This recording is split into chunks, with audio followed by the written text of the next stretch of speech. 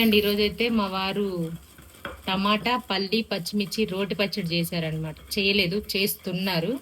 ప్రాసెస్లో ఉంది ఇప్పుడు అది. దానికి కావాల్సినవన్నీ రెడీగా పెట్టుకున్నారు. ఇది 1/2 కిలో వరకు ఉంటాయి టమాటోలు. కొంచెం పసుపు ఉప్పు వేసి ఉడికిచ్చారు, కొంచెం ఆయిల్ వేసి ఉప్పు కూడా రెడీగా పెట్టారనమాట. అలాగే జీలకర్ర మిక్సీలో చేద్దామని ప్లాన్ చేశారు.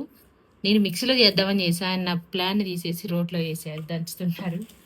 రోట్లో అయితే కొంచెం టేస్ట్ బాగుంటుంది మమ్మీ కూడా తినడానికి, అందుకని చేస్తున్నారనమాట. దానికోసమని అది ఫైనల్గా ఎలా వస్తుందో ఏంటో చూడాలి.